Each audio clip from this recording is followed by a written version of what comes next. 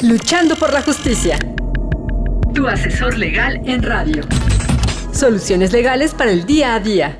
De los especialistas a tus oídos. Luchando por la justicia. Luchando por la justicia. You ready? Hola, ¿qué tal, amigas y amigos de Luchando por la Justicia? Esperando que se encuentren muy bien y que tengan un viernes espectacular. Yo soy Jessica Torres y nos escuchamos a través de Ciudadana 660, todas las voces del Instituto Mexicano de la Radio. Asimismo, invitarlos a escuchar el podcast de este programa, así como diverso contenido que tenemos disponible para todas y todos ustedes. Y el día de hoy tenemos a una súper invitada, quien es Rosalba Mejía. Ella es subdirectora del Museo de las Constituciones, que este museo pues es parte de la Universidad Nacional Autónoma de México. Tiene estudios de licenciatura y maestría en en materia de historia por parte de la UNAM, con especialidad en historia política y diplomática también de México del siglo XIX. Y pues bueno, también ha sido investigadora y ha coordinado diversidad de exposiciones para diversas autoridades, instituciones y demás. Pero bueno, querida Rosalba, bienvenida a Luchando por la Justicia del IMER Radio. Muchas gracias, Jessica, por la invitación. Saludos a las que nos escuchan. Oye, pues platícanos, querida Rosalba, ¿de qué va el Museo de las Constituciones? Porque bueno, aquí nos encanta visibilizar la importancia de los derechos de todas las personas, pero nos parece muy relevante que exista un Museo de las Constituciones y justamente que es de la Constitución Política de los Estados Unidos Mexicanos.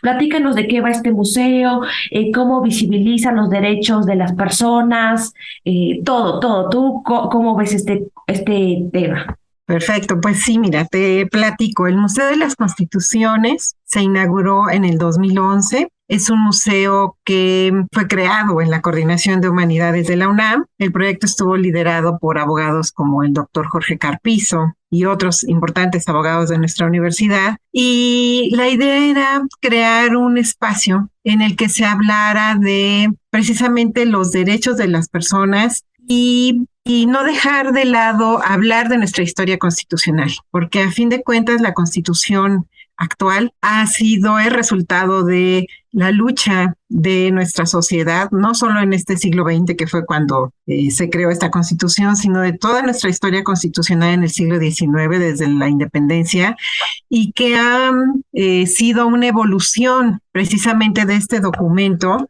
porque ha recogido derechos y libertades a lo largo de esta historia constitucional. Entonces, el museo pone el acento en hablar de la historia constitucional de México, del contexto en el que se crearon nuestros principales documentos constitucionales y, por supuesto, hablar de nuestra Constitución vigente, pero desde una perspectiva actual.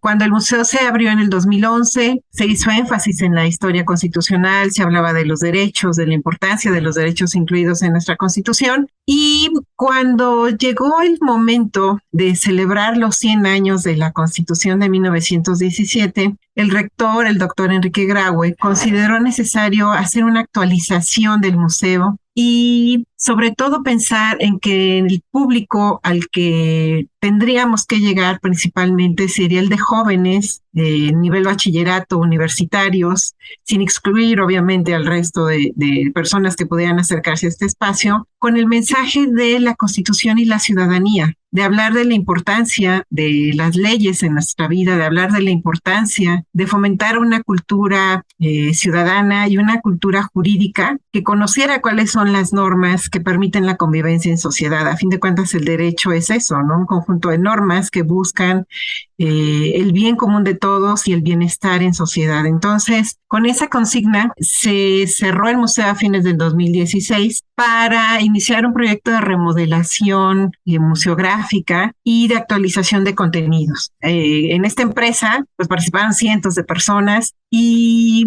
tuvimos la fortuna de contar con la asesoría y revisión del guión de los nuevos contenidos de los colegas de la Facultad de Derecho, La Suprema Corte también dio una opinión sobre el guión, y lo que nos importaba a nosotros era precisamente presentar a la Constitución como un texto vivo, porque la Constitución debe estar presente en nuestro día a día de forma activa. Lo que nosotros proponemos es hablar de la Constitución como un instrumento que regula nuestra vida social, porque en realidad es así, y lo destacamos en el museo. Entonces, cuando estábamos trabajando en la elaboración de contenidos, nos cuestionamos desde dónde tendríamos que empezar a explicarle a nuestras personas visitantes la importancia de la Constitución. Y pensamos en organizar los contenidos del museo en 4 temas. El primero, que consideramos muy necesario, era hablar de qué es la Constitución, desde el significado etimológico de la palabra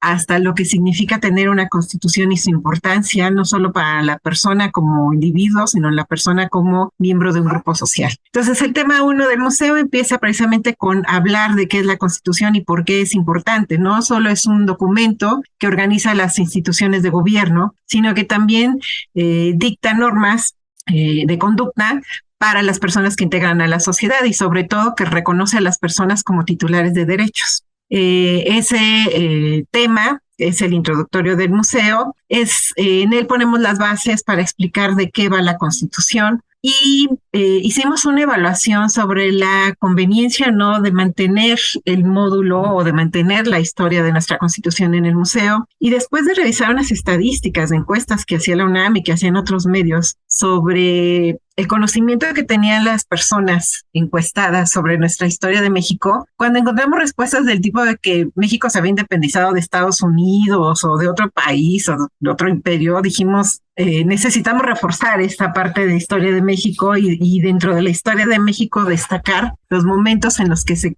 crearon documentos normativos y constituciones. Entonces, presentamos nuestra historia constitucional a nivel museográfico con una línea del tiempo que inicia en 1812 con la Constitución de Cádiz, que fue una constitución que se redactó en el Imperio Español, mientras nosotros éramos virreinato de ese Imperio Español. Entonces, lo que ocurriera en España impactaba directamente en sus colonias, en sus virreinatos. Por eso iniciamos la historia constitucional de México desde ahí.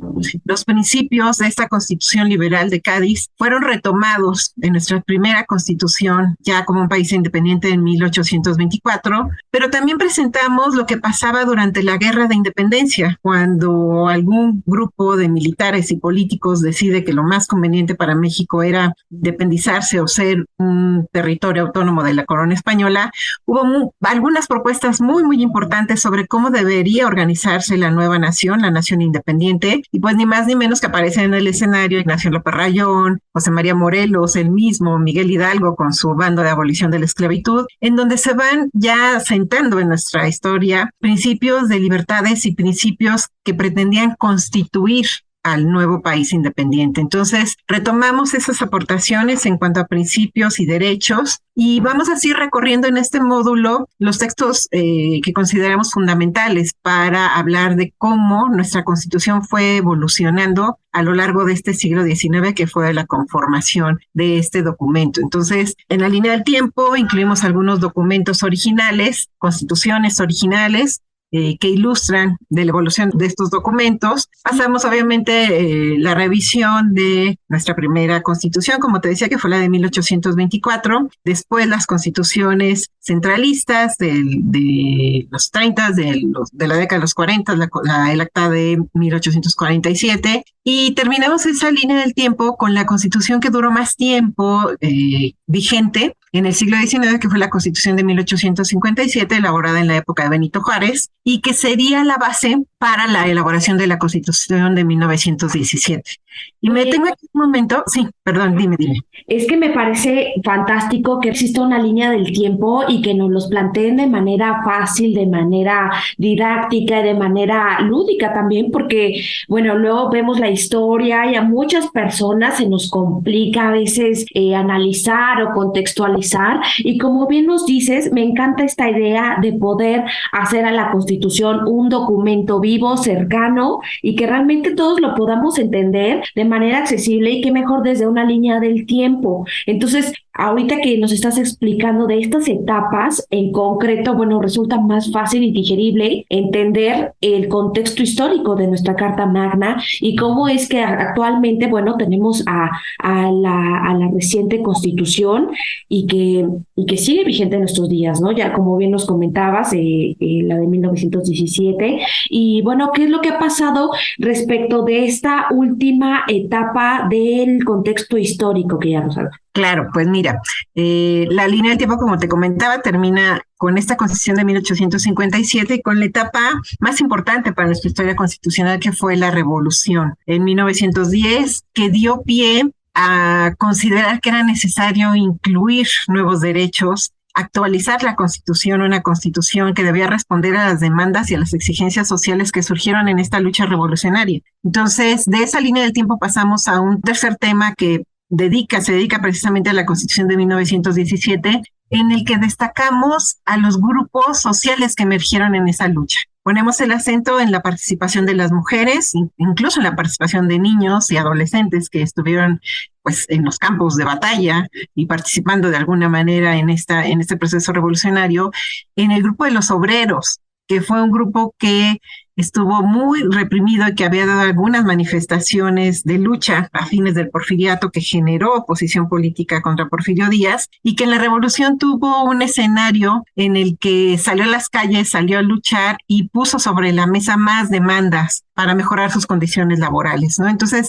destacamos la participación de esos sectores y retomamos el episodio en el que se elaboró esta Constitución en el Congreso de 1916 a 1917 con las participaciones en un escenario. Tenemos un holograma en el museo. El museo tiene varios elementos de interactividad que facilitan el acercamiento a estos temas. Y en este holograma recreamos discusiones del Congreso Constituyente con los principales fragmentos de aquellos diputados que pusieron en el Congreso la necesidad de discutir sobre la atención a las demandas sociales. Tenemos fragmentos de las discusiones con Francisco J. Mújica, con Félix María Pallavicini, del mismo Carranza, y todos aquellos diputados que hablaban ya de la necesidad de crear derechos sobre la educación, sobre el trabajo, derechos para la protección de los niños y los adolescentes. Y entonces esas discusiones que se realizaron en unos cuantos meses para dar lugar a la nueva Constitución, las tenemos ahí en el museo. Y presentamos también documentos que fueron básicos para el proceso de elaboración de la Constitución del 17, que se promulgó el 5 de febrero, pero que entró en vigor el 1 de mayo. De hecho, el museo, ya con estas nuevas propuestas de contenidos y con una nueva museografía, se abrió el 1 de mayo de 2017. Y en este tercer módulo presentamos a la Constitución, no solo en esta parte histórica de qué se discutió, cómo se promulgó, cómo entró en vigor, sino también de lo que ha pasado en los últimos 100 años de su existencia. Oye, querida Rosalba, vamos a hacer una breve pausa aquí en el Imer Radio y regresando nos platica sobre esta nueva etapa que realmente es una síntesis de los 100 años que ha pasado de más recientes de la Constitución. No le cambien y regresamos en breve. Luchando por la justicia. Para fortalecer tu conocimiento sobre la forma ordenada y digna de vivir en la sociedad actual.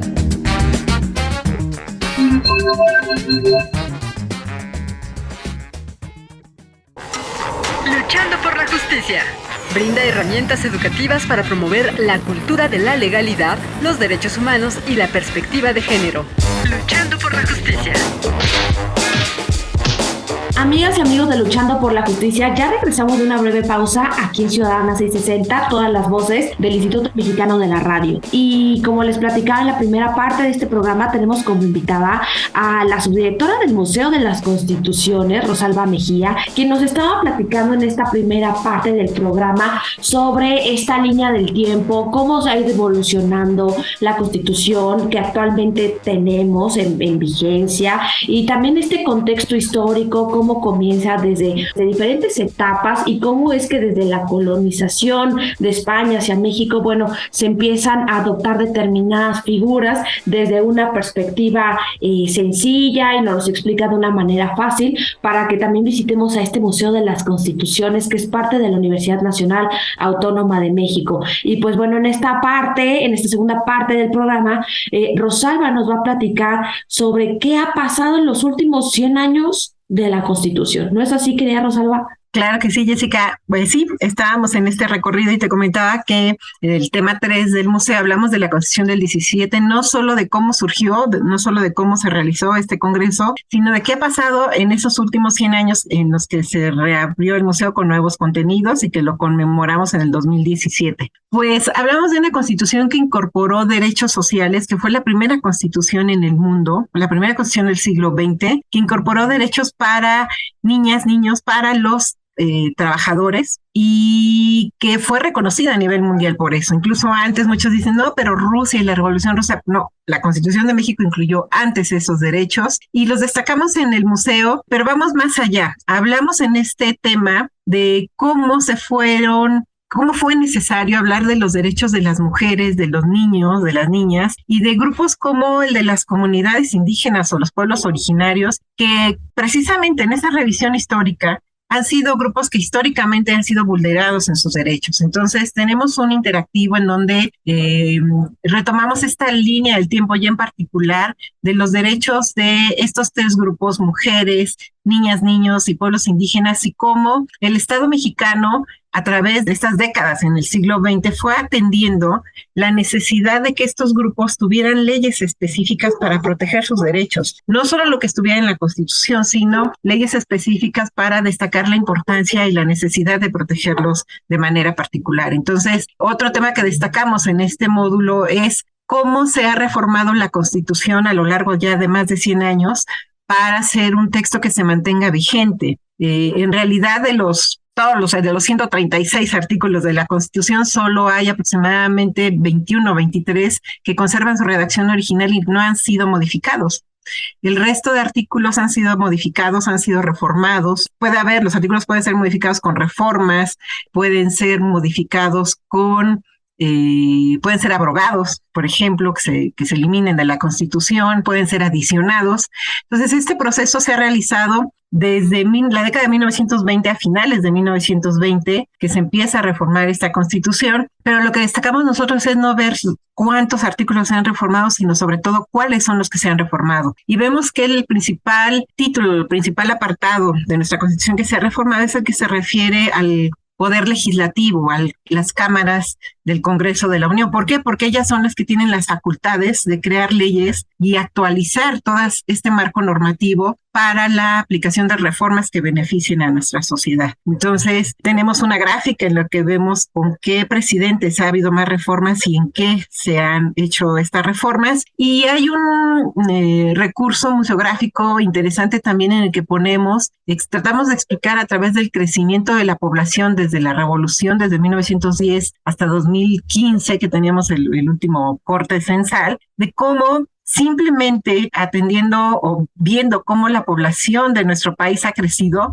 ese crecimiento poblacional impactó en las demandas de condiciones sociales de esta población, y el Estado tuvo que responder creando instituciones, creando leyes que atendieran las demandas en todos los sectores: la educación, la salud, la economía, y que se fueron creando instituciones respaldadas por la Constitución para atender esas demandas y garantizar el ejercicio de los derechos que se habían ya plasmado en la Constitución.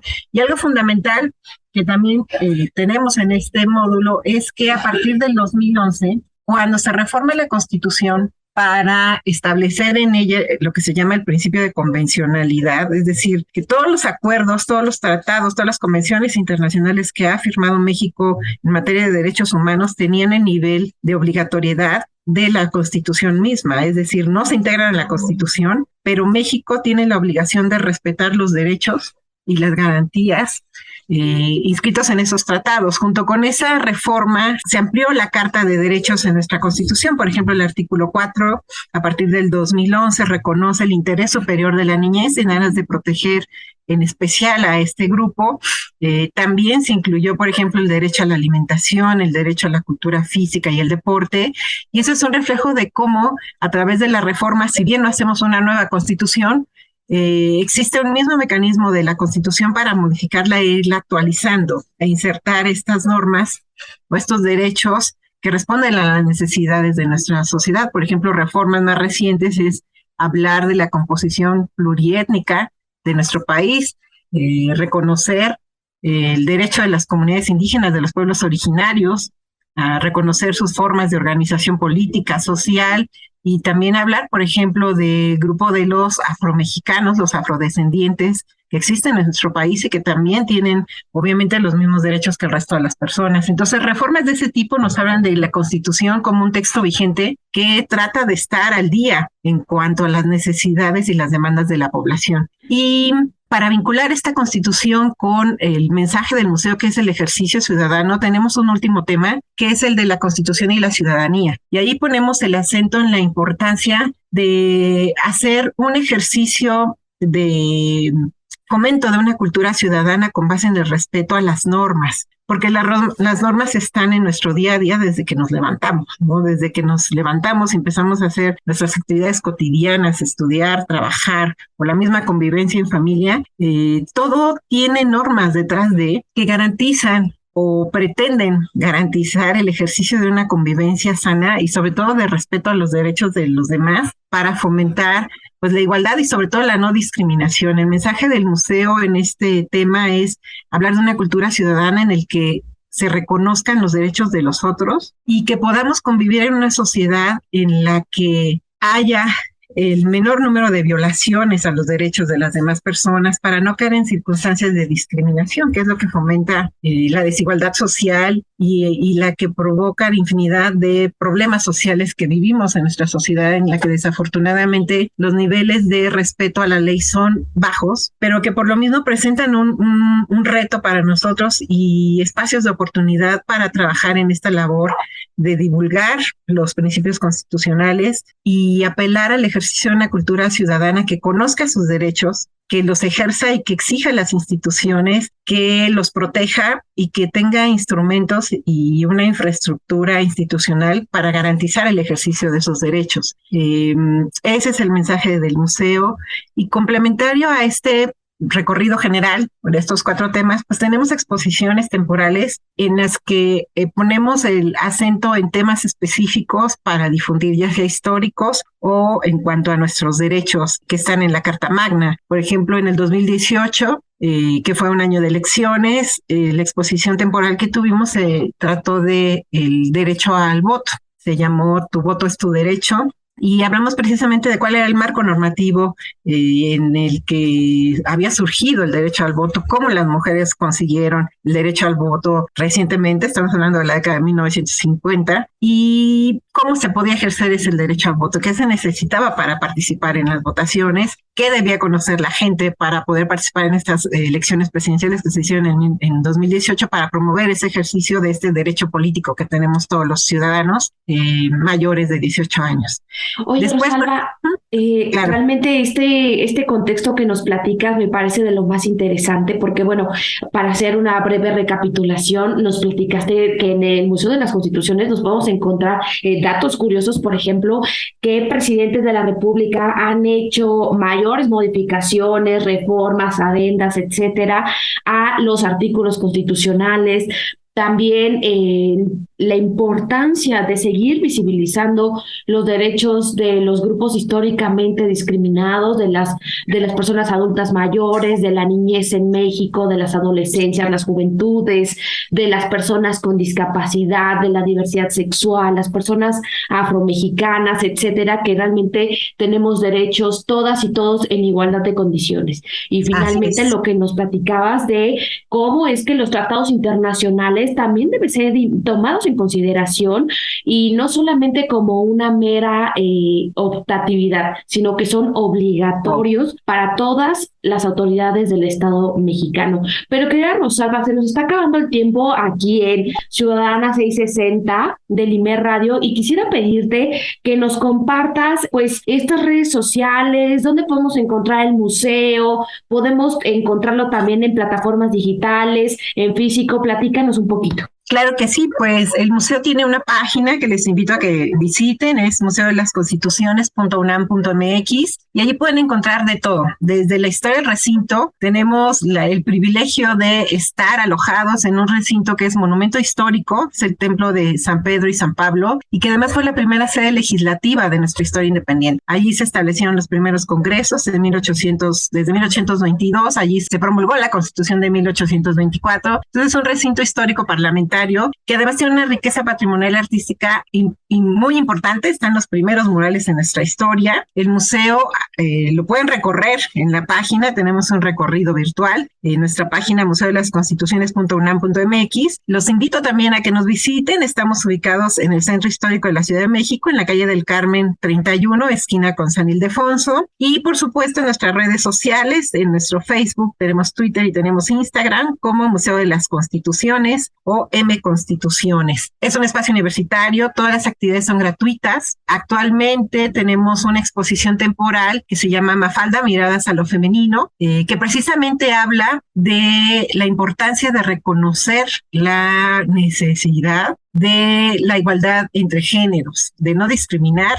En este caso analizamos el papel de la mujer a través de Mafalda, de algunas viñetas de Mafalda. Esta exposición la pueden visitar de miércoles a domingo en un horario de 10 de la mañana a 5 de la tarde. También es una exposición gratuita. Y pues tenemos varios talleres en los que planteamos al museo como un espacio para el ejercicio de los derechos culturales. También tenemos oferta en torno a la exposición de Mafalda. Hay un taller sábados y domingos que se llama De Roles a Roles, en donde analizamos el papel de los hombres y las mujeres en nuestro entorno inmediato, que es el de la familia, en los entornos escolares y de trabajo, y en donde ponemos el acento en estos roles de género que han causado una gran disparidad, una desigualdad entre géneros y discriminación. Hablamos en este caso de los derechos de las niñas, las jóvenes y las mujeres. Y pues pueden consultar nuestras redes sociales para que vean qué otras actividades ofrecemos en el museo. Les repito, es un espacio universitario totalmente gratuito. Bueno, pues ahí tenemos toda la información. Yo quiero agradecerte, querida Rosalba, por habernos invitado, expuesto y también